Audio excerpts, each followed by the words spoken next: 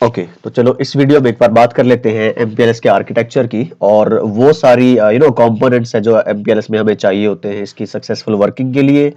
और एमपीएलएस कौन सी terminologies use करता है, कौन सी प्रोटोकॉल्स यूज करता है, किसका क्या काम है, ये सारी बातें है ना।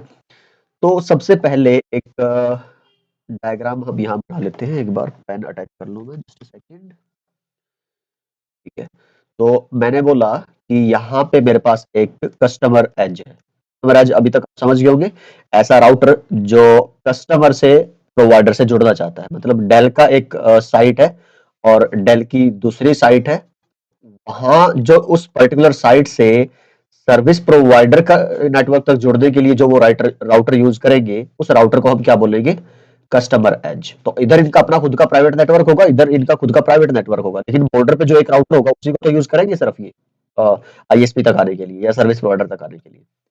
ऐसे ही सर्विस प्रोवाइडर के कुछ राउटर्स होंगे जो जुड़ेंगे कस्टमर के साथ, मतलब जिससे वो एमपीएलएस की सर्विसेज लेना चाहेंगे। तो मैंने बताया था इन राउटर्स को क्या बोलते हैं? Provider edge. ठीक है, और जब तुम लेबल्स की बात करोगे तो उसके केस में इनको बोलते हैं आपके इनग्रेस राउटर। तो ये एज राउटर हो गए वैसे तो, अगर आप देखोगे तो ये भी और ये भी, तो they are called provider edge router. ठीक है, तो ये जो एज है इसको बोलते हैं आपका इनग्रेस, कि जहां ट्रैफिक आएगी इनसाइड। ठीक, यहां से एमपीएलएस की बैकबोन से कोर से होके गुजरेगी, यहां पे पैकेट क्या होगा? एग्जिट। राइट, तो इसको क्या बोलते हैं? आपका इग्रेस नोड। ठीक है, तो अभी सिर्फ मैं अभी कुछ ज्यादा खास बता नहीं रहा हूँ कि ऐसे जो आएंगी एमपीएलएस में, उसके आर्किटेक्चर में जो कंपोनेंट सारे यूज होंगे उनको एक नाम दे रहे हैं हम यहाँ पे। ठीक है जी, तो प्रोवाइडर एज हो गया, कस्टमर एज हो गया, और यहाँ जो इन बिटवीन राउटर्स होंगे उनको हम क्या बोलेंगे? आपके प्रोवाइडर राउटर। तो ये जो राउटर्स है सारे के सारे ये होंगे आपके प्रोवाइडर राउटर। तो यहां से होके आपका जो लेबल्ड पैकेट होगा वो गुजरेगा। ठीक है, अब ये जो पाथ कहलाएगा जहां से आपका लेबल्स गुजरते हैं to transfer it from one edge to another edge, है ना।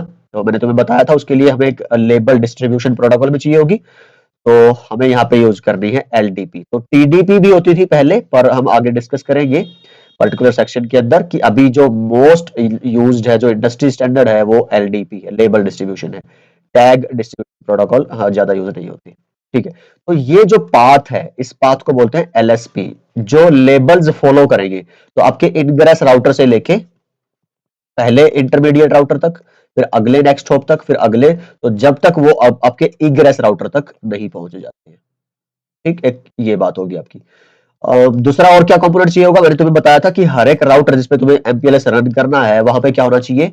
Cisco express forwarding. ये जो स्विचिंग की टेक्निक है ये इनेबल्ड होनी चाहिए। तो बाय डिफॉल्ट वैसे तो इनेबल्ड होती ही है, पर make sure show IP safe वगैरह करके देखोगे तो आपको पता चल जाएगा कि सेफ चल रही है या नहीं चल रही है। तो सेफ के बिना आपके एमपीएलएस का कोई भी ऑपरेशन नहीं हो सकते। तो ये गारंटेड बात है।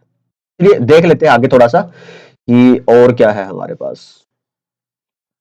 तो जी ये देखिए, सेफ, लेबल्स एंड एफईसी। अच्छा हाँ, एक और चीज है, लेबल की और एफईसी की, और एक आईजीपी बची है। चलो, तो जी लेबल तो मैंने तुम्हें बता दिया, और लेबल जनरेट कौन करेगा वो भी बता दिया, लेबल डिस्ट्रीब्यूशन प्रोटोकॉल। ठीक है, किस प्रीफिक्स के लिए कौन सा लेबल जनरेट करना है, और क्या सेम प्रीफिक्स एक सेम नंबर यूज कर सकती है, या फिर मान लो कि आपने ये prefix in group of prefix के लिए भी एक कोई नंबर ऑफ लेबल, एक सेम नंबर आप यूज कर सकते हो।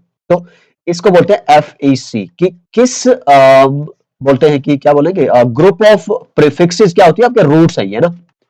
तो इनको आप एक वे में ट्रीट करो, दूसरे ग्रुप ऑफ प्रीफिक्सेस है उनको एक दूसरे तरीके से ट्रीट करो। तो मतलब सिंपल सा ये है कि अगर आप हर एक प्रीफिक्स को अलग अलग प्रोसेस करने जाएंगे तो ये फिर बहुत बड़ा स्केलेबिलिटी का भी इशू हो जाएगा और मैनेजमेंट का भी इशू हो जाएगा, ट्रैफिक जनरेशन अननेसेसरी।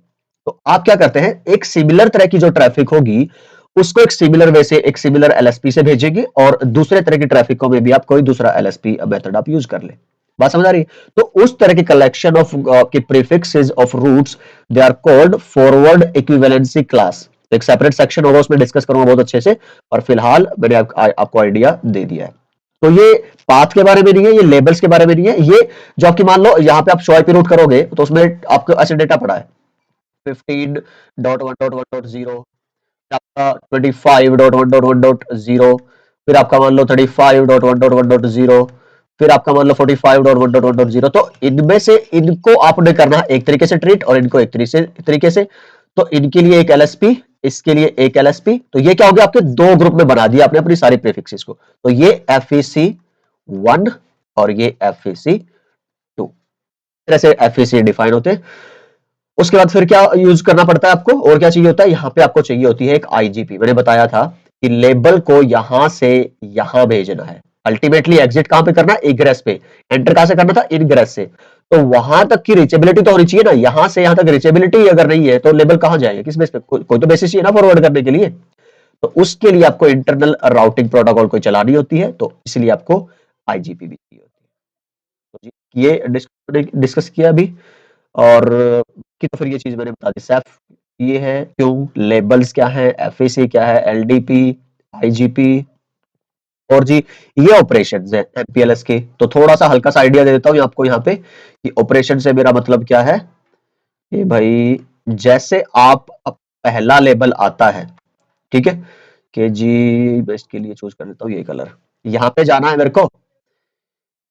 मान लो ये है मेरा 10.1.1.0/24। तो ये राउटर क्या कहेगा कि भाई इस तक आने के लिए ना मैं एक लेबल जनरेट कर रहा हूं 50, और ये इसको भेज देगा यहाँ पे LDP का यूज करके कि अगर तुम्हें कभी भी ऐसी वो रिक्वेस्ट आए भी 10 तक जाना है तो उसके लिए क्या यूज कर लो, लेबल 50। तो ये लेबल इसके लिए तो क्या होगा, लोकल, पर इसके लिए लेबल क्या होगा, रिमोट। ठीक, तो ये ऐसे ही इसको ही भेज देगा कि भाई अगर 10 तक जाना है तो क्या लेबल यूज कर लो, 50 इसके लिए था। अब हो सकता है कि ये कुछ और बता दे इसको 70, 20। तो ये हर जगह ऐसे लेबल बताते जाएंगे। और एंट्री किसके लिए, इस एक रूट के लिए। तो मैं आपको बताऊंगा आगे। एक होती है फॉरवर्डिंग इंफॉर्मेशन बेस, एक होता है लेबल फॉरवर्डिंग इंफॉर्मेशन बेस, एक होता है लेबल इंफॉर्मेशन बेस। तो ये होगा आपका लोकल जो बेस है, आप अपनी प्रीफिक्सेस के लिए जो लेबल्स जनरेट करवाओगे, और एक जो आप लेबल रिसीव करोगे नेबर राउटर से उनकी प्रीफिक्सेस के लिए। कि जैसे इसको यहां से अगर जाना है उस एग्जिट तक, तो इसने इससे पूछा कि भाई वहां तक जाने का पाथ क्या है, किस लेबल से। तो वो एक दूसरे से सारा एक्सचेंज करेंगे, शेयर करेंगे, और उसी को तो हम क्या बोल रहे हैं, LSP। तो इसने पता कर लिया कि भाई 10 तक जाने का जो रिमोट लेबल है मेरा वो 25 है। ठीक, तो इसने खुद का लेबल लगा दिया, उसका लेबल लगा दिया 25। इसने देख लिया, अच्छा 25 मतलब ये यहां जाना चाहता है, ये इसको हटा देगा, ठीक है, और अगला लेबल लगा देगा। तो ये जो लेबल ऑपरेशंस है इसमें कुछ नाम है। तो ये नाम ऐसे हैं कि सबसे पहला जो काम होगा लेबल एडिशन का, तो लेबल ऐड करने को बोलते हैं आपका पुश करना।